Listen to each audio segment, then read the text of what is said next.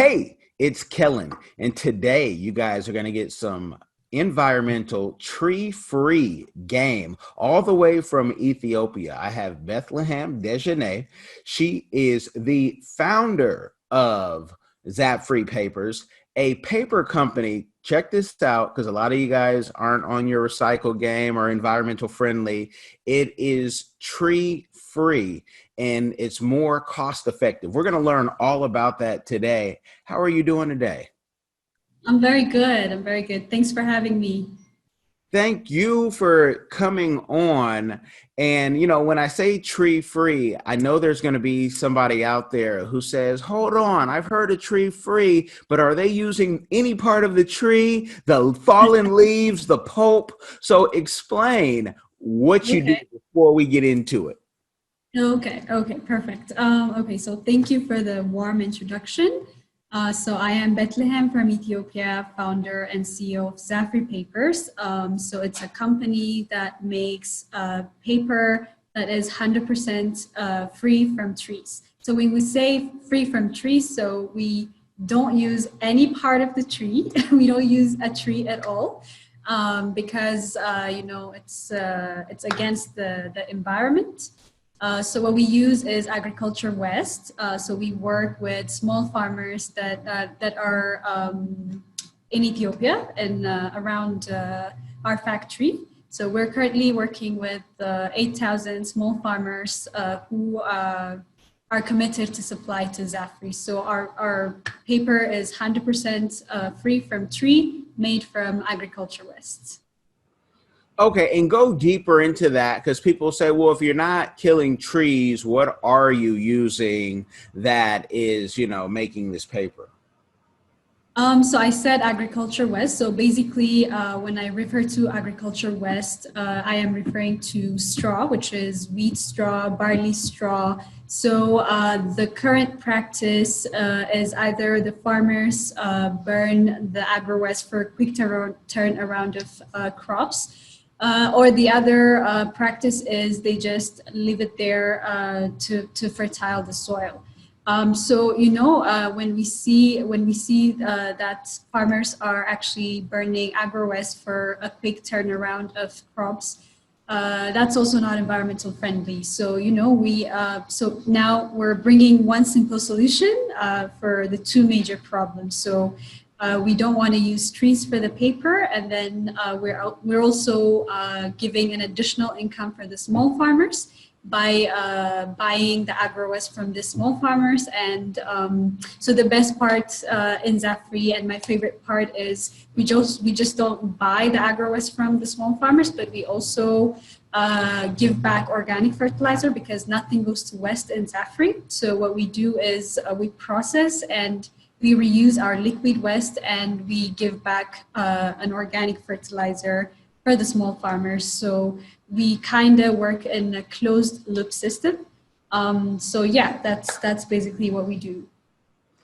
Okay, and the paper industry, when you read about it, it has very small margins, and is this doing it this way? Are the margins able to be larger, or are they even tighter? Well, in terms of margins, so when we look at the paper industry, it's not just manufacturing a paper.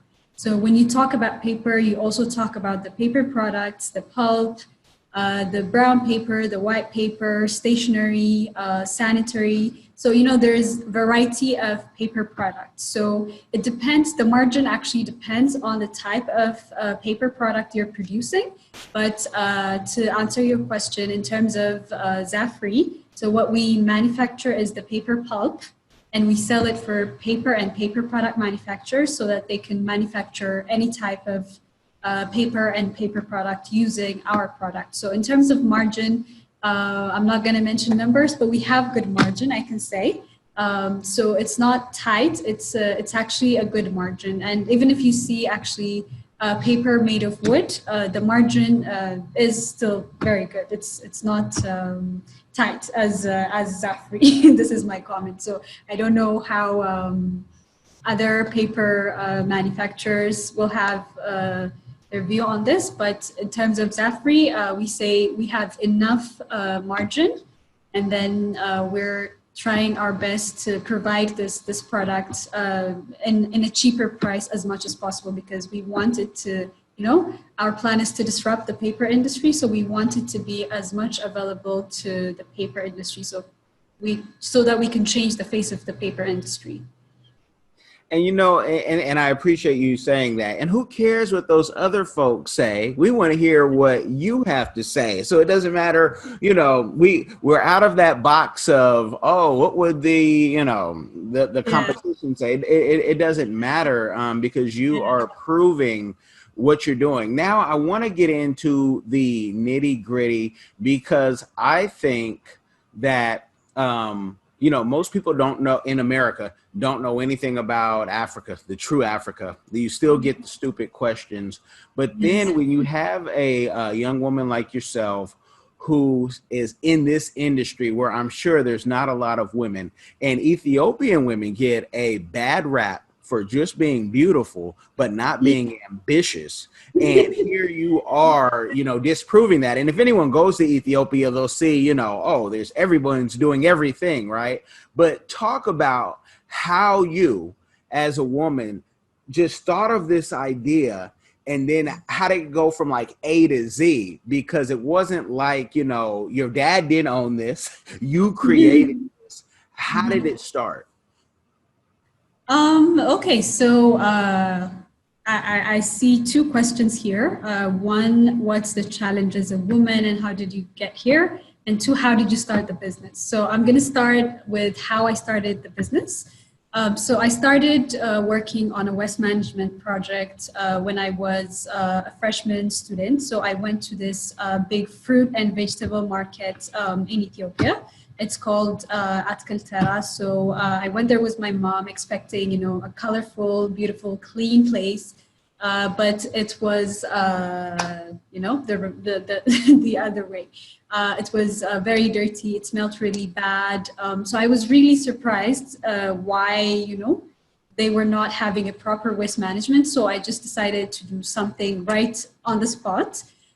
So that's how the whole, waste management project started. And the reason why I ended up with paper recycling is because, I've had a lot of failed businesses in terms of waste management. Like I've done a waste management project and a plastic recycling and some other projects, but I end up in the paper because, the more you learn, the more, you want to do more. So I learned paper is made from wood, and 4 billion trees are dying every single year globally. So I just decided to do something because I've been raised in a home where it's full of trees, and I have a special connection with trees, I can say. So I end up in the paper industry, starting from that big fruit and vegetable market. So as a woman, so I've been raised in a family where I have never been told that I can't do this and I can't do that. So the only, I am the first child in the house. They've actually tried to empower me more. Like my mom always empowers me, my dad always empowers me, and they always tell me I can do better, I can do more,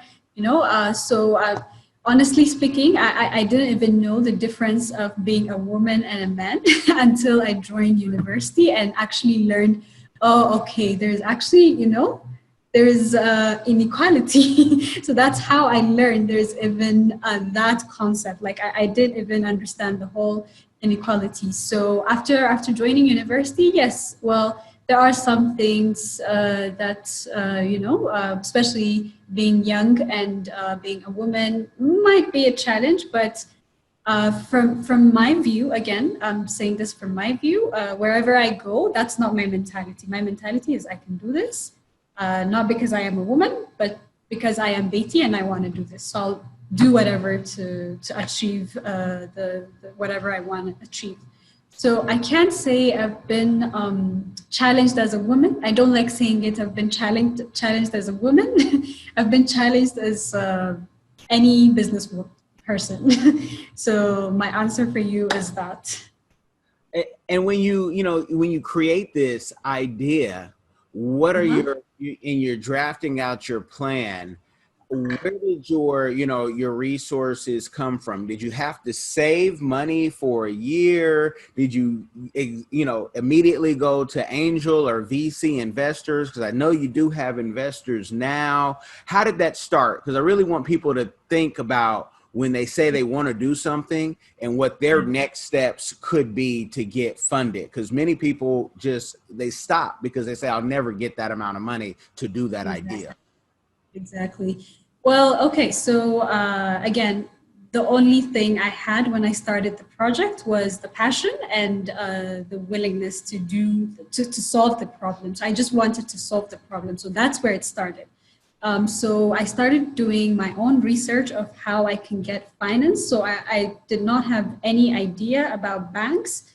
But what I did was I had a little idea of, banks giving loan.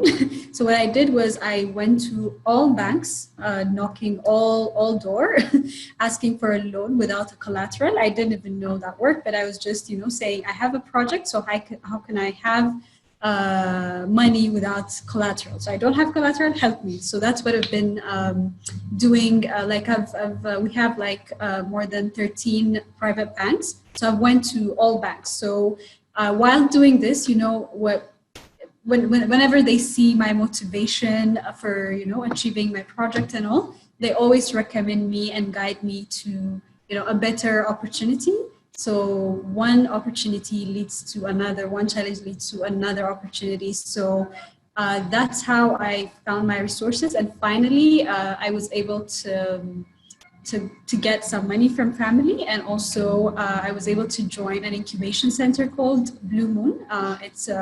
It's the first agri-tech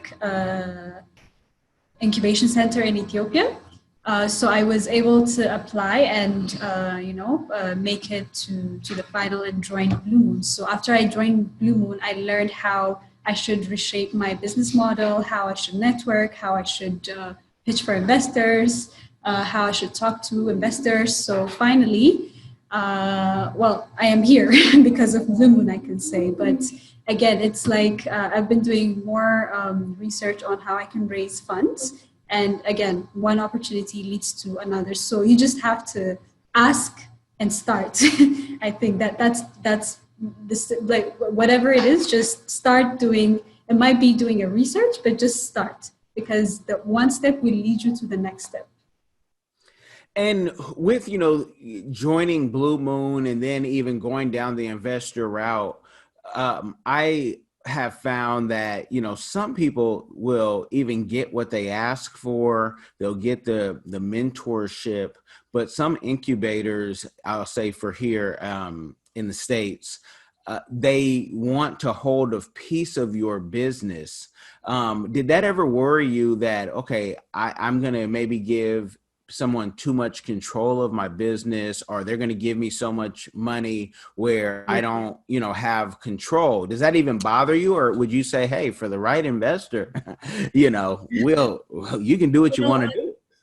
Yeah, it's actually the most trickiest thing ever, and I can say that was one of the most challenging things we faced in Zafri. So after joining Blue Moon, so we tried to gain some more tractions to attract investors, and we were ready for investors. So we started negotiating with different local and international investors. So the challenge was, especially in terms of local investors.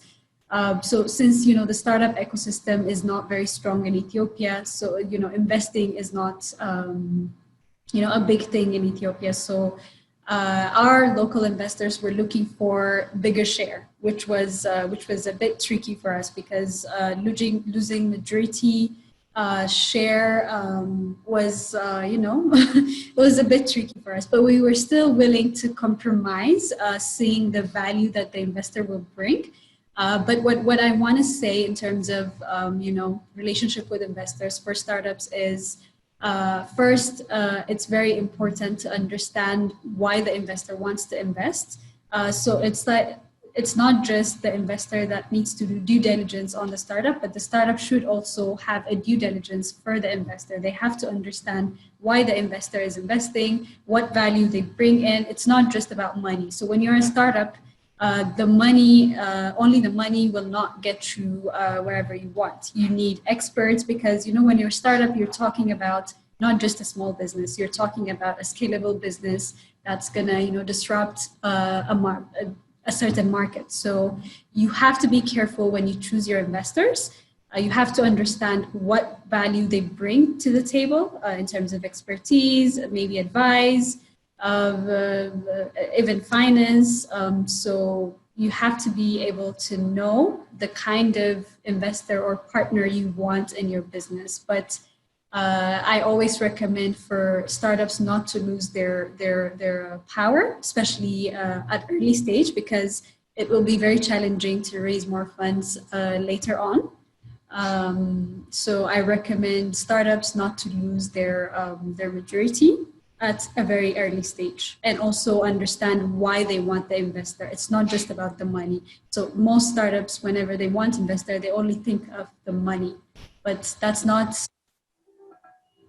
sorry about that. They also have to think of the value the investors bring in. Yeah, and it's, I have a friend on the continent, and he's, done all the Forbes and everything magazine. And for venture capitalists, which they're vulture capitalists, that's what they really are. I told him, we said no one time to some money for a business of my wife's that we run. And he said, no, the trick is let them own you so you can own someone else. But I told him, I said, I don't want to own anybody. Wow. Yeah, I said, I don't want it. Like, your idea is your idea, and I'm happy to be a part of it as a team member, but I don't, ever get into business and say, ooh, one day I'm going to take this over. I don't even understand that colonizing mentality. And so, you being in Ethiopia, where, of course, every Ethiopian, what's the one thing every Ethiopian will tell you? Do you know? Being colonized. So, so to come into business, that's true. Yeah, Too much. So to come into business, you don't want to be colonized, but you do have to be flexible and adjustable. I have to ask this because I can hear someone from the beginning of this interview listening or watching say, how can we get her products into the States? That's going to be the number one thing. Even though you're making the paper for people who make different types of paper, I understand. But some folks aren't going to get that and say, forget all that. How do we get this Black-owned business in the States? Okay, I can't say we're gonna move to the US very, very soon, but TREEFREE plans to have a Pan-African business model. So we're gonna expand to different parts of Africa. So as soon as we start doing that, maybe we can start exporting to the US market, and I am also getting requests from India as well. So, we can get our products to the US and other parts of the world as well. But honestly speaking, we prioritize the African market because the paper industry for Africa is untapped, and there's a huge opportunity in Africa. So we want to start from Africa. That's why. But we can always export to the US as well. If there's any interest, we can also, work on that as well, I could say. So if they want our product, or what we can do is we can link them up with any TREEFREE product. So we can link them up with our customers who are actually using a TREEFREE paper pulp to make their products. So indirectly, they'll still get an environmental friendly products from our customers. I want the toilet paper. That whoever's using your product for the toilet paper, that is the business that I have always wanted to be in. Yeah, it's been a big issue since COVID. So yeah, definitely, US will get the toilet paper. Okay, I'm gonna bug you about that. Say who's using it, or how do we go about that? Because the one negative thing I will say about Ethiopia, especially if you go visit, and you guys are getting a taste of it by listening or watching, and thank you for doing that, is when you go to Ethiopia or you hear about an Ethiopian product and you can't get it in the States, like Zafri paper, like Kabasha beer, like anything, like if you're eating off the fasting menu and you come to the States and it's not the same thing, like the fast food options that you have even for fasting are just amazing. So that's the negative, that you'll be in paradise and then when you come back home you can't get it at all. So we have Well, I know Habesha beer is in the US. I know they sell in the US. We'll talk offline about that, because I have talked to Ethiopian restaurants. I have talked to owners. I know in the UK, but that's another conversation, because if you say you can get it. I have not been able to find it with all my Ethiopian friends, and they think I'm crazy for asking. They say, you know how much that beer would be? And I'm like, yes, because my guy in the UK told me how much it will be, but people will pay it. But no, that's that I'm glad to hear that. There should be solutions. 2020, there should never be where we can't do something. Like, I don't think you should have to move your business all the way to the States, but if they're a container, or we can put it on an airplane or whatever works. I think that you definitely have something, folks, here. We haven't done that here. There's not a company that I've seen yet, especially a black owned company, I should say, that's doing what you're doing. So I see TREEFREE, this and that on Amazon, but it's not in the same way you're doing it, and it's surely not a black-owned business, which that's big. Is this going to be your main business for life? Are you going to be a serial entrepreneur? I know you talked about having other businesses. They weren't failed businesses; they were lessons. Exactly. Exactly. So I am actually already working on one project that is actually Zafri is partnering up with this project. So have you heard about the Green Legacy in Ethiopia? You haven't heard about the Green Legacy. Okay, so the Green Legacy was initially initiated by our Prime Minister Abiy Ahmed. So it's so yearly there is this program where every Ethiopian will plant trees to restore the land and for the environment. So the management, they've planted this year. They said they planted 5 billion trees. I know, yeah, that's a big number. Well, which we don't think it's well managed. So we came up with an innovative idea that can actually assist the Green Legacy and actually, be productive. So what we are doing is we are taking the Green Legacy digitally. So since it's this year there's Corona and all, so it will be hard for people to gather and plant trees, and plus it's very costly. So what we are doing is we have a digital platform that will allow you order any seedling you want, and then you will get a full package, which includes. I am so sorry about that. Okay. So which includes 18 months of care, enough information, like updated information about your tree. You will get your XY coordinate certificate of the tree.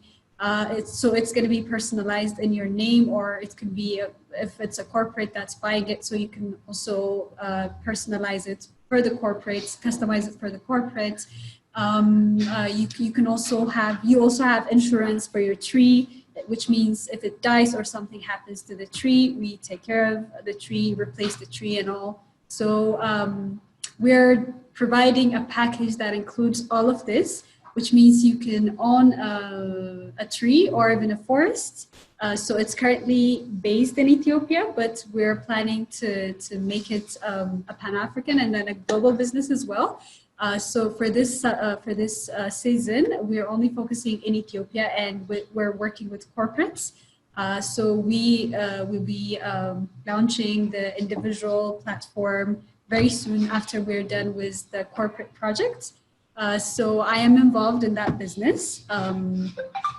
So you can also own a tree or a forest in Ethiopia if you would like, if you're interested. And you can also invite anyone who wants to own a tree in Ethiopia or a forest in Ethiopia.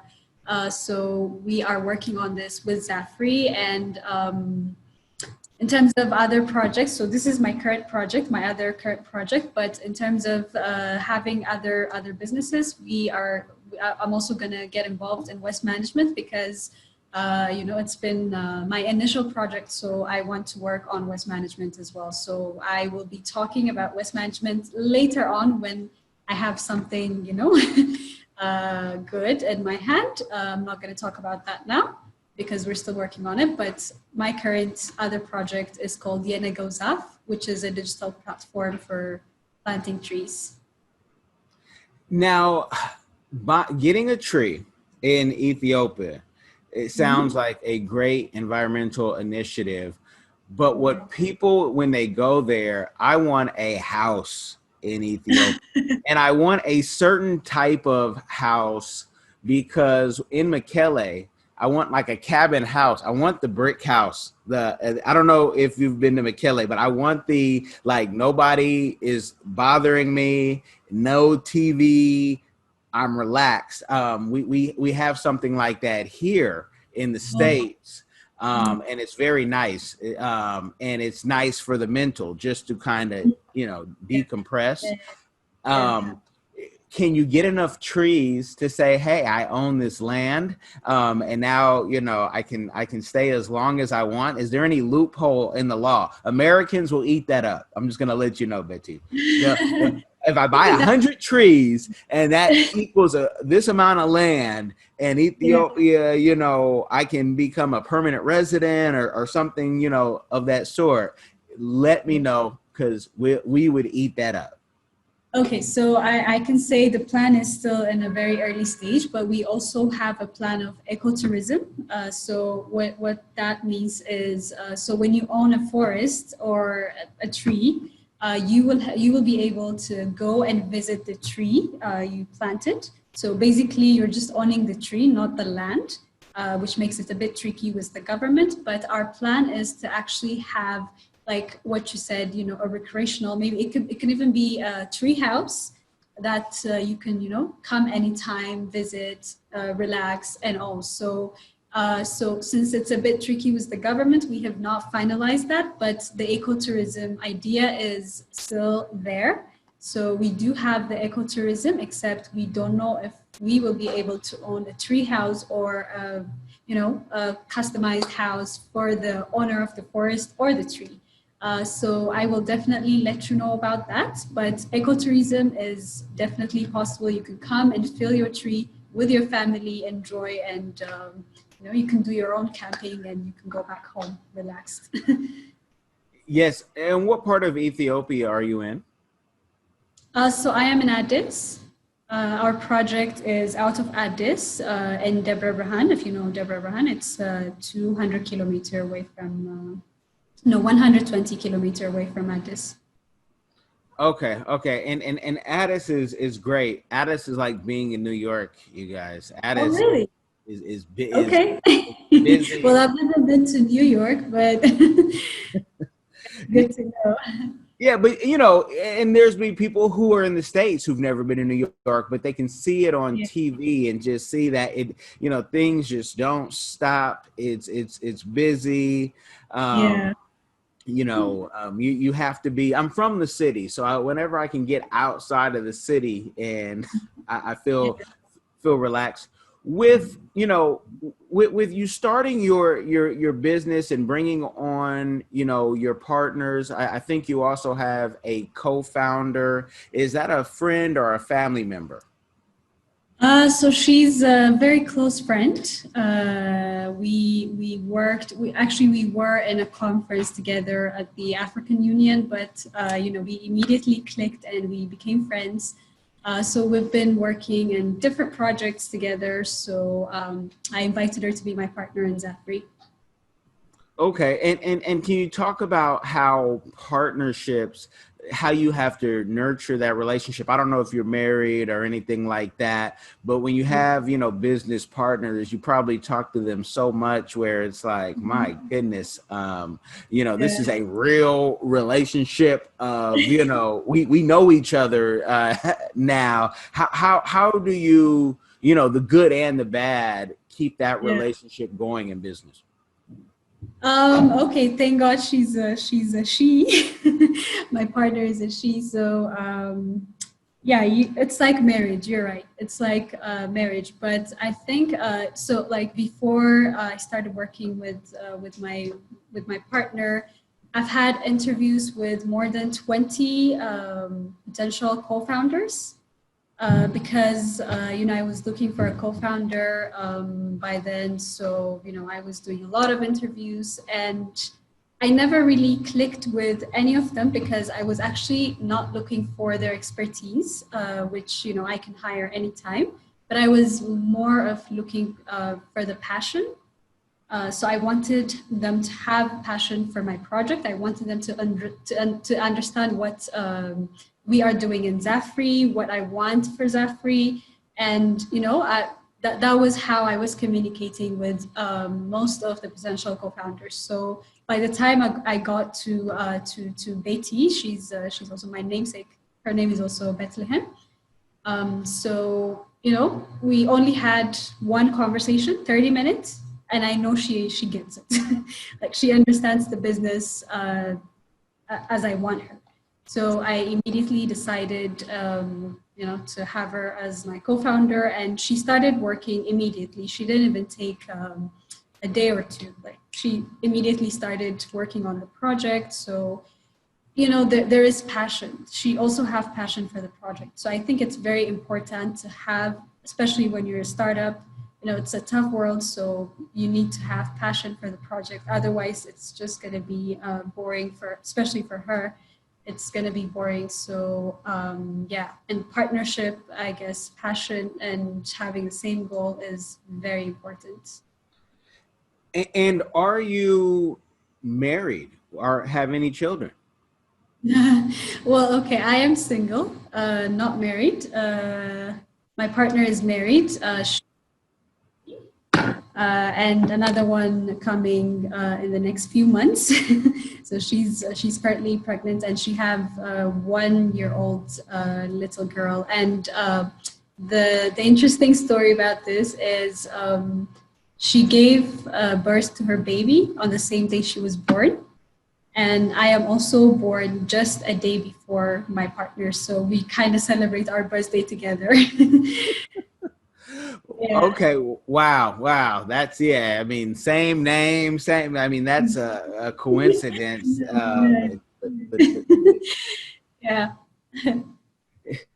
Do you? There's a in the States kind of sometimes it's a negative thing with women who are single and who are successful, and people say it's going to be harder for you to find someone, which I totally disagree with as a dating coach on the side, because I think a lot of men are looking for people who have their own and are put together and aren't just leaning on one person. What are your thoughts on being single, successful in business in Africa? Well, I mean, I see both very separately. So career, work, passion, that's a different story. And marriage, being single, relationship, I see it differently. Like different sector, like I don't want to merge them. But a lot of people say, even here, my parents, my friends, they tell me I am married to Zafri. But I see it very separately. It's just that, you need the right person. So it's just that you are looking for the right person, not just you're married to your business or anything. So I see it very, very separately. I mean, yeah, for me, it's separate. So, well, whatever people say, single or married, you can still be successful. What matters is, having someone who can actually support whatever you do and believe in what you do and respect what you do. So if you get that someone, then yeah, that's perfect. But still, I see it very separately. I know married or single mom or whatever. It doesn't go. Like if you mix the two, it's not going to be good. Like you're going to be emotionally, very weak, and you might affect your career as well. So I don't mix the two. I move very separately. Work is work. Relationship or marriage is a different thing for me. And it's really not that difficult. People make it bigger than it should be and more difficult. And children, it's really not that difficult. People make it seem, you just have people who I think dramatize. Yeah. Well, you just have to learn how to manage your life, balance your life. Well, I can't say it doesn't have any effect on your business. But when you get kids and all, there are some responsibilities added to your life. So you have to be able to manage your time and learn how to balance your life. But still, it's doable. That's what I say. It's very much doable. I'm a living testimony of that. Thank God. Okay. And and I will tell people, kids, marriage, at least for men, marriage will have you more centered and focused, but children will have you work hard. They always need something. So I don't have kids, but I understand. Yeah. No, you don't have to have kids to understand. You got other lives you have to provide for. You have your own wants and desires and things you want to do. And so do these little people. I don't call them, they are little people who have their own things that they want. With all the success that you have had thus far, what is a community give back that you are doing or that you want to do in the future? That's a tough question. Well, okay. So I like doing business more than having an NGO, because I believe in business. It's not just about me earning money, because at some point, when you reach to a stage where you have your own financial and time freedom, then you have enough for yourself. But after that, you start actually giving back to the community.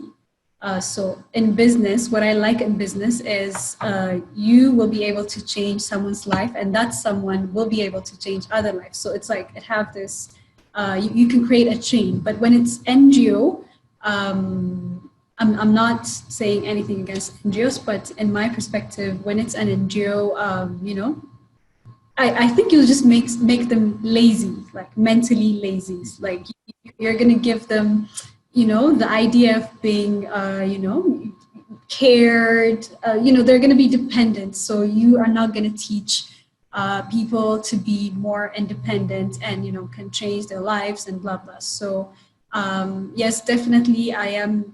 That's what I am currently doing as well. I am involved in a startup that is working on environmental friendly project and working with small farmers and all, because I want to give back to the community.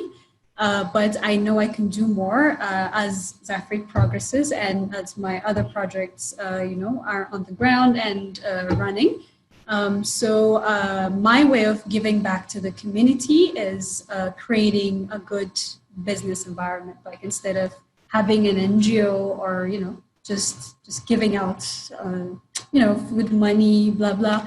I prefer having a business or a social enterprise that actually will help someone that will also, transfer into to other other people. So that's my view. And talking about, giving money, you've done plenty of interviews, folks have seen you online and newspapers. How do you deal with being successful and dealing with family and friends who either, want a handout and say, hey, can you give me money? The wise ones may say, hey, I want a job, which is always better to ask for a job more than just money. But how do you deal with that? Do you have ways of vetting people, saying no, saying yes? Okay, this is a funny story where, look, when you are up on the magazine and the medias, people think you are filthy rich, which is the opposite, which I am not. So, so there are some people who thinks, I have enough money so I can give them. So whenever I say I don't have money, nobody believes me.